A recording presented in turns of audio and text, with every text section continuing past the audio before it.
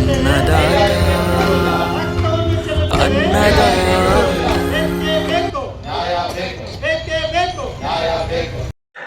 ನಮಸ್ಕಾರ ವೀಕ್ಷಕರೇ, ಗರುಡ ನ್ಯೂಸ್ಗೆ ಸ್ವಾಗತ. ನಾನು ನಿಮ್ಮ ನವೀನ್. ಜಂಗಮಕೋಟೆ ಪ್ರದೇಶದ ರೈತರ ಸಂಕಷ್ಟ ಮತ್ತೊಮ್ಮೆ ತೀವ್ರವಾಗಿ ಸ್ಫೋಟಗೊಂಡಿದೆ. ಕೆಐಎಡಿಬಿ ಕರ್ನಾಟಕ ಕೈಗಾರಿಕಾ ಪ್ರದೇಶ ಅಭಿವೃದ್ಧಿ ಮಂಡಳಿಗೆ ಭೂಮಿ ನೀಡಿದ್ದ ರೈತರು ನ್ಯಾಯಕ್ಕಾಗಿ ಬೀದಿಗಿಳಿದಿದ್ದಾರೆ. ಇಂದು ಜಂಗಮಕೋಟೆ ಕೆಐಎಡಿಬಿ ರೈತರ ಪರ ಹೋರಾಟ ಸಮಿತಿ ನೇತೃತ್ವದಲ್ಲಿ ಜಿಲ್ಲಾಧಿಕಾರಿ ಕಚೇರಿಯ ಮುಂಭಾಗ ಭಾರೀ ಉಗ್ರ ಹೋರಾಟ ನಡೆಯಿತು. ಈ ಹೋರಾಟದಲ್ಲಿ ಅನೇಕ ರೈತ ಪರ ಸಂಘಟನೆಗಳು, ದಲಿತ ಪರ ಸಂಘಟನೆಗಳು ಹಾಗೂ ಪ್ರಗತಿಪರ ಸಂಘಟನೆಗಳು ಭಾಗಿಯಾಗಿದ್ದವು. ಇನ್ನು ರೈತರ ಮುಖ್ಯ ಬೇಡಿಕೆಗಳು: ಆದಷ್ಟು ಬೇಗ ಕೈಗಾರಿಕಾ ನಿರ್ಮಾಣ ಮಾಡಿ ಶಿಡ್ಲಘಟ್ಟ ಜನತೆಗೆ ಉದ್ಯೋಗ ಸೃಷ್ಟಿ ಮಾಡಬೇಕು, ಸಮರ್ಪಕ ಪರಿಹಾರ ನೀಡಬೇಕು, ಉದ್ಯೋಗ ಭರವಸೆ ನೀಡಬೇಕು. ಹೋರಾಟದ ವೇಳೆ ಪ್ರತಿಭಟನಾಕಾರರು ಘೋಷಣೆಗಳನ್ನು ಕೂಗುತ್ತಾ ನ್ಯಾಯ ಬೇಕು, ನ್ಯಾಯ ಬೇಕು ಎಂದು ಕೂಗಿದರು. ಸ್ಥಳಕ್ಕೆ ಹೆಚ್ಚಿನ ಪೊಲೀಸ್ ಬಂದೋಬಸ್ತ್ ಕಲ್ಪಿಸಲಾಗಿತ್ತು. ಪರಿಸ್ಥಿತಿ ಉದ್ವಿಗ್ನವಾಗಿದ್ದು, ಹೋರಾಟಗಾರರು ಎಚ್ಚರಿಕೆ ನೀಡಿದ್ದು, ಬೇಡಿಕೆಗಳು ತಕ್ಷಣ ಈಡೇರಿಸದಿದ್ದರೆ ಇನ್ನಷ್ಟು ತೀವ್ರ ಹೋರಾಟಕ್ಕೆ ಮುಂದಾಗುತ್ತೇವೆ ಎಂದು ಹೇಳಿದ್ದಾರೆ. ಈ ಹೋರಾಟ ಜಂಗಮಕೋಟೆ ರೈತರ ಹಕ್ಕಿಗಾಗಿ ನಡೆಯುತ್ತಿರುವ ಒಂದು ಮಹತ್ವದ ಹೋರಾಟವಾಗಿ ಪರಿಣಮಿಸಿದೆ. ವರದಿ ನವೀನ್ ಗರುಡ. ಸಂಪೂರ್ಣ ಎಲ್ಲರೂ ನಕಲಿ ಹೋರಾಟಗಾರರು ಅಂತ ಹೇಳೋದಿಲ್ಲ. ರೈತರನ್ನ ವಂಚನೆ ಮಾಡ್ತಕ್ಕಂಥ ಹೋರಾಟಗಾರ ನಕಲಿ ಹೋರಾಟಗಾರ ಅಂತ ಹೇಳ್ತೀನಿ.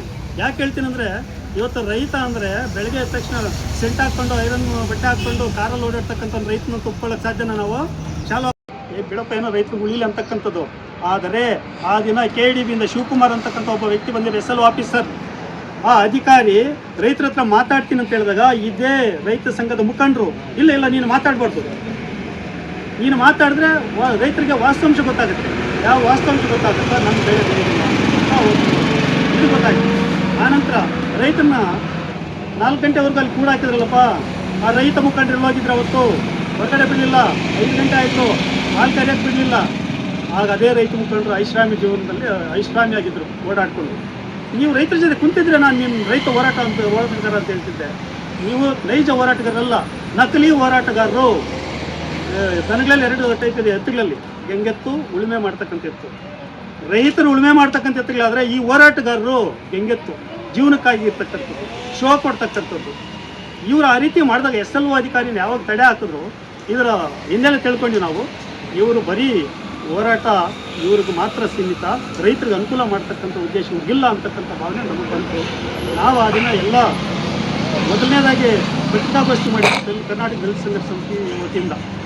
ಆನಂತರ ಇವರೆಲ್ಲನೂ ಇಲ್ಲ ಹೋರಾಟ ಮಾಡಬೇಕಂತ ಹೇಳ್ಬಿಟ್ಟು ಎಲ್ಲ ಸಂಸ್ಥೆಗಳು ನಮ್ಮೊಂದಿಗೆ ಸೇರಿಕೊಂಡ್ರು. ಅದಕ್ಕೊಂದು ರೂಪರೇಷೆಯನ್ನು ಕಂಡುಹಿಡ್ಕೊಂಡಿದ್ವಿ. ಈಗ ಹೋರಾಟ ಮಾಡ್ತಿದ್ವಿ ನಿರಂತರವಾಗಿ. ಮೊದಲಿಂದ ನಾವು ಇಷ್ಟೇ ಹೇಳ್ತಾ ಇರ್ತಕ್ಕಂಥದ್ದು, ಏನು ಕೈಗಾರಿಕೆ ಅಭಿವೃದ್ಧಿ ಪಡಿಸಲೇಬೇಕು ಅಂತಕ್ಕಂಥದ್ದು, ನೀರಾವರಿ ಪ್ರದೇಶ ಬಿಡಲೇಬೇಕು ಅಂತಕ್ಕಂಥದ್ದು, ನಿರುದ್ಯೋಗ ಸಮಸ್ಯೆ ನಿವಾರಣೆ ಆಗಲೇಬೇಕು ಅಂತ.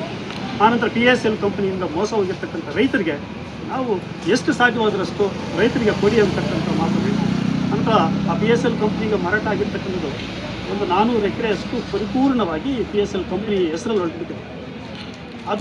ಅದು ಕಂಪನಿ ಮತ್ತು ಸರ್ಕಾರದ ವಿವೇಚನೆ ಬಿಟ್ಟಿತ್ತು. ಆದರೆ ಇನ್ನೊಂದು 500 ಎಕರೆ ಏನಾಗಿದೆ, ಮೊದಲನೇ ಪಾಣಿಯಲ್ಲಿ ರೈತ ಹೆಸರು ಬರ್ತಾಯಿದೆ, ಕೊನೆಯಲ್ಲಿ ಲೋಧಾ ಅಂತ ಬರ್ತಿದೆ. ಈಗ ಲೋಧಾ ಸಮಿತಿಯವರು ರೈತರಿಗೆ ನೋಟಿಸ್ ಕಳಿಸಿದ್ರೆ, ರೈತ ತಗೊಂಡಿರೋದು 1 ಲಕ್ಷ ಆದರೆ ನೀನು 30 ಲಕ್ಷ ಕೊಟ್ಟರೆ ನಿನ್ನ ಜಮೀನು ನೀನು ಮಾರಾಟ ಮಾಡ್ಕೋಬೋದು, ನಾನು ಕೊಟ್ಬಿಟ್ಟು ಕ್ಲಿಯರೆನ್ಸ್ ಕೊಡ್ತೀವಿ ಅಂತ ಹೇಳ್ತಾ ಇದ್ದಾರೆ. ಆ 30 ಲಕ್ಷ ರೈತನಿಗೆ ಕಟ್ಟಲಿಕ್ಕೆ ಸಾಧ್ಯ ಇಲ್ಲ. ಅವ್ನು 30 ಲಕ್ಷ ತಗೊಂಡಿಲ್ಲ. ಆ 30 ಲಕ್ಷ ತಗೊಂಡಿರೋದಕ್ಕೆ ಯಾವುದಾದ್ರೂ ಆಧಾರವೂ ಇಲ್ಲ ರೈತನ ತಗೊಂಡಿರೋದಕ್ಕೆ. ಅದಕ್ಕೆ ನಾವು ಹೇಳ್ತಾ ಇದ್ದೀವಿ ಸರ್ಕಾರಕ್ಕೆ, ಆ 30 ಲಕ್ಷ ರೈತನ ಕಟ್ಟೋಕ್ಕಾಗೋದಿಲ್ಲ, ನೀವು ಅದಕ್ಕೆ ಒಬ್ಬ ವಕೀಲರನ್ನು ನೇಮಿಸಿ ಆ ಹಣವನ್ನು ಪಾವತಿ ಮಾಡಿ ಉಳಿದಂಥ ರೈತನಿಗೆ ಕೊಡಿ ಅಂತ ನಾವು ಹೇಳ್ತೀವಿ. ನಾನು ಅದನ್ನೇ ಹೇಳ್ತಾ ಇದ್ದೀನಿ. ಈಗ ಲೇಔಟ್ಗೆ ಫಲವತ್ತಾದ ಭೂಮಿ ಅಲ್ಲವಾ ಲೇಔಟ್ ಆಗಿರ್ತಕ್ಕಂಥದ್ದು, ಅದು ಬರಡು ಭೂಮಿನಾ? PSL ಕಂಪನಿ ಖರೀದಿ ಮಾಡಿರ್ತಕ್ಕಂಥದ್ದು ಬರಡು ಭೂಮಿನಾ? ಅವ್ರು ಹೇಳಿ ಬರಡು ಭೂಮಿ ಅಂತ. ಈಗ ರೈತರಿಗೆ 845 ಎಕರೆ ಮೋಸ ಆಗಿದೆಯಲ್ವಾ, ಆ ರೈತರಿಗೆ ನ್ಯಾಯ ಕೊಡಿಸುವ ನಿಟ್ಟಿನಲ್ಲಿ ಯಾವತ್ತಾದರೂ ಯಾರಾದರೂ ಹೋರಾಟ ಮಾಡಿರ್ತಕ್ಕಂಥ ನಿದರ್ಶನ ಇದೆಯಾ? ಅವತ್ತು ಹೋರಾಟ ಮಾಡಲಿಲ್ಲ. ನಾವು ಈ KDB ಏನು ಅನೌನ್ಸ್ಮೆಂಟ್ ಆಗ್ತಿತ್ತು ಮೊದಲೇ, ಈ KDB ಅನೌನ್ಸ್ಮೆಂಟ್ ಆಗಿದ್ದ ಮೊದಲು ಏನಾಯಿತು ಅಂದರೆ, PSL ಕಂಪ್ನಿ ರೈತರಿಗೆ ಮೋಸ ಮಾಡಿದೆ, ನಮಗೆ ಅವರ ರೈತರಿಗೆ ನ್ಯಾಯ ಕೊಡಿ ಅಂತ ಹೇಳ್ಬಿಟ್ಟು ಜಿಲ್ಲಾಧಿಕಾರಿ ಕಚೇರಿಯಲ್ಲಿ ಮನವಿಯನ್ನು ಕೊಟ್ಟಿದ್ದೀವಿ. ಏನು ಪ್ರತೀಶ್? ಕೊಟ್ಟಿದ್ದೀವಿ. ನಾವು ಈ KDB ವರ್ಕ್ ಮೊದಲಿಂದನೇ ಮಾಡ್ತಾಯಿದ್ದೀವಿ. ಈಗ KDB ಆದಾಗ ನಾವೇನಂದರೆ ರೈತನ ಏನು ಮೋಸ ಹೋಗಿದ್ದಾನೆ ಆ ಮೂಲ ರೈತನಿಗೆ ಹಣ ಕೊಡಿ, ಕಂಪ್ನಿ 5 ಲಕ್ಷ ಕೊಟ್ಟಿದ್ರೆ 10 ಲಕ್ಷ ಕೊಡಿ, ಮೂಲ ಮಂಜೂರುದಾರನೇ ಆಗಿದ್ದಾರೆ ಅವನಿಗೆ ಹಣ ಕೊಡಿ ಅಂತಕ್ಕಂಥ ಬೇಡಿಕೆಯನ್ನು ನಾನು ತೆಗೆದಿದ್ದೀನಿ. ಅನಂತರ ಏನು ಇವ್ರು ಹೇಳ್ತಿದ್ದಾರೆ, ನಮ್ಮ ಹೋರಾಟ ಮೊದಲಿಂದ ಅಭಿವೃದ್ಧಿಪಡಿಸಿ ಆದರೆ ನೀರಾವರಿಯನ್ನು ಹೊರತುಪಡಿಸಿ ಅಂತ ಹೇಳಿ ಅದೇ ಆರೋಪ ಮಾಡ್ತಾರೆ. 2024 Yes. ನಿಮ್ಮ ಆಗ 2 ರೈತ ಸಂಘಗಳಿದೆ. ಒಂದು ಕೋಡಳ್ಳಿ ಚಂದ್ರಶೇಖರ್ ಓಪಣ. ನಮ್ಮ ಹೆಸರು ಆಂಜನಪ್ಪ ಅಂತ, ಬಸವಪಟ್ಟಣ ಗ್ರಾಮ. ನಾವೀಗ ಏನು ಕೈಗಾರಿಕೆ ವಿಚಾರವಾಗಿ ಇಲ್ಲಿ ಚಿಕ್ಕಬಳ್ಳಾಪುರ ಜಿಲ್ಲಾಡಳಿತ ಭವನ ಮುಂದೆ ಏತಕ್ಕಾಗಿ ಪ್ರತಿಭಟನೆ ಮಾಡ್ತಾ ಸ್ಪಷ್ಟೀಕರಣ ಕೊಡ್ತಾರೆ. ಸರ್ಕಾರ ಅಧಿಸೂಚನೆ ಹೊರಡಿಸಿದಾಗ 2823 ಎಕರೆ ಅಧಿಸೂಚನೆ ಹೊರಡಿಸಿತ್ತು. ನಾವು ಆವತ್ತಿನಿಂದ ಕೃಷಿಗೆ ಯೋಗ್ಯವಾದ ನೀರಾವರಿ ಜಮೀನು ಬಿಟ್ಟು ಮಾಡಬೇಕು ಅಂತೇಳಿ ನಮ್ಮ ವಾದ ಇತ್ತು. ಸರ್ಕಾರ ನಮ್ಮ ಮಾತು ಪ್ರಕಾರ ಶಾಸಕರಾಗ್ಬೋದು, ಸಚಿವರಾಗ್ಬೋದು 491 ಎಕರೆ ಬಿಟ್ಟು 2300 ಚಿಲ್ಲರೆ ಏನು ಎಕರೆ ಇದೆ ಅದೀಗ ಫೈನಲ್ ನೋಟಿಫಿಕೇಶನ್ ಮಾಡಿಸಿದ್ದಾರೆ. ನಾವು ಆವತ್ತಿನ ಹೋರಾಟದಿಂದ ಒಂದೇ ಕೃಷಿ ಯೋಗ್ಯವಾದ ಬಿಡಿ ಅಂತೇಳಿ ಹೇಳಿ ನಾವು ಕೈಗಾರಿಕೆಗೆ ನಮ್ಮ ಜಮೀನು ಕೊಡ್ತೀವಿ ಅಂತ ನಾವು ರೆಡಿಯಾಗಿದ್ದೀವಿ. ನಮ್ಮ ಕೆಲವು ವಿರೋಧ ಬಣದವರು ಕೈಗಾರಿಕೆನೇ ಮಾಡಬಾರ್ದು, ನಾವು ಜಮೀನೇ ಕೊಡಲ್ಲ ಅಂತ ಹೇಳ್ತಾ ಇದ್ದಾರೆ.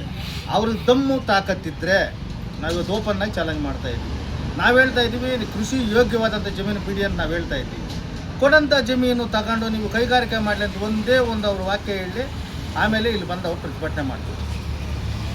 ಯಾವುದೇ ಒಂದು ತಾಲೂಕು ಅಭಿವೃದ್ಧಿ ಆಗೋದಕ್ಕೋಸ್ಕರ ಇವತ್ತು ಶಾಸಕರಾಗಿರ್ಬೋದು, ಸಚಿವರಾಗಿರ್ಬೋದು, ಸರ್ಕಾರ ಆಗಿರ್ಬೋದು ಒಂದು ಜಾಗ ಗುರುತಿಸಿ ಆ ಜಾಗದಲ್ಲಿ ಕೈಗಾರಿಕಾಕರಣ ಮಾಡಿ ತಾಲೂಕು ಅಭಿವೃದ್ಧಿ ಪದ್ಧತಿ ಪ್ರತಿ ತಾಲೂಕಲ್ಲಿ ಇವತ್ತು ಹೇಳಬೇಕಂದ್ರೆ ಒಂದು 500,000 ಎಕರೆ, ಒಂದು 5,000 ಎಕರೆ ನೋಟಿಫಿಕೇಷನ್ ಮಾಡಿ ಪ್ರತಿ ತಾಲೂಕಲ್ಲಿ ಸರ್ಕಾರ ಕೈಗಾರಿಕೆ ಕೊಟ್ಟು ಉದ್ಯೋಗ ಕೊಡಬೇಕು ಅನ್ನೋ ದೃಷ್ಟಿಯಿಂದ ಎಲ್ಲ ತಾಲೂಕುಗಳಲ್ಲಿ ಕೈಗಾರಿಕೆ ಸ್ಥಾಪನೆ ಮಾಡೋ ಪ್ಲಾನಿಂಗಲ್ಲಿ ಇದೆ. ನಮ್ಮ ತಾಲೂಕು ಮಾತ್ರ ಬೇಡ ಅನ್ನೋದಕ್ಕೆ ಇವ್ರು ಯಾರು? 2823 ಎಕರೆನೂ ಇವ್ರಪ್ಪಂದ ಕೊಡೋಕೆ ನಾವು ರೆಡಿ ಇದ್ದೀವಿ. ಅದಕ್ಕೆ ಸರ್ಕಾರ ತೆಗೆದುಕೊಂಡು ಕೈಗಾರಿಕೆ ಮಾಡಬೇಕು. ಇದಕ್ಕೆಲ್ಲ ಸ್ಪಷ್ಟೀಕರಣ ಜಿಲ್ಲಾಡಳಿತ ಕೊಡಬೇಕು. 1200-1300 ಎಕರೆ ಈಗ ಸರ್ಕಾರಿ ಖರಾಬಿದೆ, ಗೋಮಾಳ ಇದೆ. ಆ ಜಮೀನೆಲ್ಲ ಯಾರು ಕೊಡಬೇಕು? ಸರ್ಕಾರದವರು ಇಲ್ಲ ಜಿಲ್ಲಾಡಳಿತದವ್ರು ಹೇಳಬೇಕು. ಕೈಗಾರಿಕಾ ಪರವಾಗಿರೋದು ಕೊಡ್ತೀವಿ ಅಂತ ಹೇಳಾದರೂ ಅನೌನ್ಸ್ಮೆಂಟ್ ಮಾಡಬೇಕು, ಇಲ್ಲ ಕೈಗಾರಿಕೆ ವಿರೋಧವಾಗಿರೋವರೆಗಾದರೂ ಅನೌನ್ಸ್ಮೆಂಟ್ ಮಾಡಬೇಕು.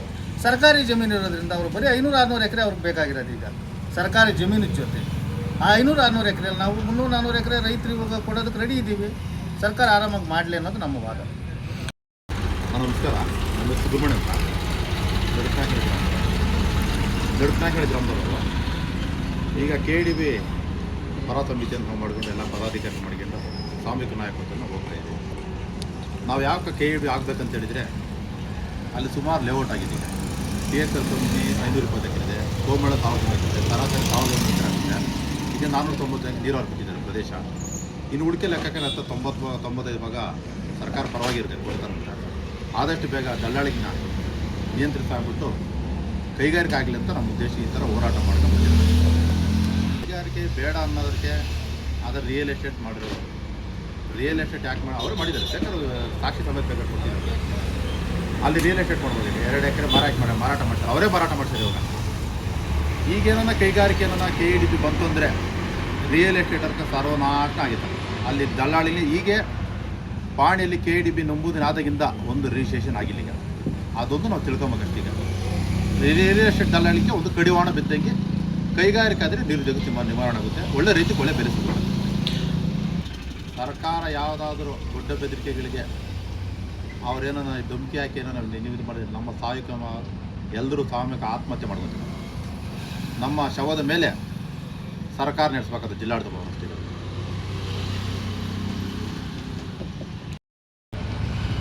ಯಾವ ಉದ್ಯೋಗ ಹೋಗ್ತಾಯಿದ್ರೆ ಕೈಗಾರಿಕೆಗೆ ಉದ್ಯೋಗಕ್ಕೆ ಹೋಗ್ತಾರೆ. ಆ ಕೈಗಾರಿಕೆ ಸ್ಥಾಪನೆ ಆಗಿಲ್ಲ ಅಂದರೆ ನೀವು ಉದ್ಯೋಗ ಮಾಡ್ಲಿಕ್ಕೆ ಆಗ್ತಿತ್ತಾ? ಈಗ 2-2.5 ಲಕ್ಷ ಸಂಬಳ ತಗೊಳ್ತಾ ಇದ್ದೀವಿ, ತಗೊಂಬಂದು ನೀನು ಇಲ್ಲಿ ಹೋರಾಟ ಮಾಡ್ತಿದ್ದೀಪ್ಪ. ನಾನು ಆತನಿಗೆ ಒಂದೇ ಹೇಳ್ತೀನಿ, ನೀನು ಆ ಕೆಲಸಕ್ಕೆ ರಾಜೀನಾಮೆ ಕೊಟ್ಟು ಬಾ, ಆನಂತರ ಹೋರಾಟ. ಈ ಕಡೆ ಅವರ ಪರವಾಗಿದ್ದೀರಾ? ಇದ್ರ ಬಗ್ಗೆ KDB ಆಗಲೇಬೇಕು ಅಂತ ನಾವಿದ್ದೀವಿ, ಬೇಡ ಅಂತ ಇನ್ನೊಂದು ಬಣ ಇದೆ ಅಂತಕ್ಕಂಥದ್ದು ನಿಮ್ಮ ವಾದ. ಸರ್, KDB ಈ ದಿನ ಅತ್ಯವಶ್ಯಕವಾಗಿ ಬೇಕಾಗಿದೆ. ಈ ಚಿಕ್ಕಬಳ್ಳಾಪುರ ಜಿಲ್ಲೆಯಲ್ಲಿ ಶಿಡ್ಲಘಟ್ಟ ಬಹಳ ಹಿಂದುಳಿದಿರ್ತಕ್ಕಂಥ ಒಂದು ತಾಲೂಕು, ಹಿಂದುಳಿದಿರ್ತಕ್ಕಂಥ ತಾಲೂಕು. ಬೇರೆಯವ್ರ ಬಗ್ಗೆ ಆವಾಗಲೇ ಕೇಳಿದ್ರೆ ಯಾಕೆ ಕೈಗಾರಿಕೆಗಳಾಗಲೇಬೇಕು ಅಂತ. ಸರ್ 2823 ಎಕರೆಯಲ್ಲಿ 490 ಎಕರೆ ಬಿಟ್ಟಿದ್ದಾರೆ. ಇನ್ನು 2330 ಎಕರೆ ಬೇಕು. 330 ಎಕರೆಯಲ್ಲಿ 1250 ಎಕರೆ ಸರ್ಕಾರಿ ಜಮೀನಿದೆ ಸರ್. ಆ ಸರ್ಕಾರಿ ಜಮೀನಲ್ಲಿ ಯಾರಿದ್ದಾರೆ ಅಂದರೆ ಸ್ವಂತ ಜಮೀನನ್ನು ಮಾರಾಟ ಮಾಡಿಬಿಟ್ಟು ಎಲ್ಲರೂ 15 ಎಕರೆ 20 ಎಕರೆ ಪೊಸಿಷನ್ಲಿದ್ದಾರೆ. ಅದನ್ನು ಉಳಿಸ್ಕೊಳ್ಳೋದಕ್ಕೆ ಹೋರಾಟ ಮಾಡ್ತಿದ್ರು ಅವರು. ನಾವು ಆ ಸರ್ಕಾರಿ ಜಮೀನನ್ನು ವಶಪಡಿಸ್ಕೊಡ್ಬೋದು. PSL ಕಂಪನಿದು ಏನು ಸ್ಪಷ್ಟೀಕರಣ 2823 ಎಕರೆ ಅಧಿಸೂಚನೆ ಹೊರಡಿಸಿದಾಗ ನಾವು ಸರ್ಕಾರದ ಪರವಾಗಿ ನಾವು ಕೈಗಾರಿಕೆ ಆಗಬೇಕು, ನೀರು ಫಲವತ್ತಾದ ಕೃಷಿ ಭೂಮಿ ಬಿಡ್ರಿ ಅಂತೇಳಿ ನಾವು ಅವತ್ತಿಂದನೂ ವಾದ ಮಾಡ್ಕೊಂಬಂದಿದ್ದೀವಿ. ಅದನ್ನು ಸರ್ಕಾರಕ್ಕೂ ಮನವಿ ಮಾಡಿದ್ದೀವಿ. ಜಿಲ್ಲಾಡಳಿತದಲ್ಲಾಗ್ಬೋದು, CM ಅವ್ರಿಗಾಗಿರ್ಬೋದು, ಉಸ್ತುವಾರಿ ಸಚಿವರು ಕೊಟ್ಟಿದ್ದೀವಿ, ಕೈಗಾರಿಕಾ ಸಚಿವರು ಕೊಟ್ಟಿದ್ದೀವಿ, ನಮ್ಮ ಮಾನ್ಯ ಶಾಸಕರು ಕೊಟ್ಟಿದ್ದೀವಿ. ಎಲ್ಲ ನಮ್ಮ ಇದರ ಮನವಿ ತಗೊಂಡವರು ಎಲ್ಲ ಸರ್ವೆ ಮಾಡಿದಾಗ ಎಷ್ಟು ಜಮೀನಿದೆ ಅಂದ್ಬಿಟ್ಟು ನೀರಾವರಿ ಎಷ್ಟಿದೆ ಅಷ್ಟು ಬಿಟ್ಟಿದ್ದಾರೆ. ಸಂಪೂರ್ಣ ಜವಾಬ್ದಾರರು ಅವರೇ ಆಗಿದ್ದಾರೆ ಸರ್. ಅದಕ್ಕೆ ಪಾಣಿಯಲ್ಲಿ KIDB ಅಂತಕ್ಕಂಥ ಒಂದು ಇದನ್ನು ತೆಗೆಸಿದ್ದು ಅವರೇ. ಇವತ್ತು ಅಲ್ಲೇನಾದರೂ ತಪ್ಪಾಗಿದೆ ಅಂದರೆ ಇವರಿಂದಲೇ ಆಗಿದೆ ಅಂತಕ್ಕಂಥ. ಆನಂತರ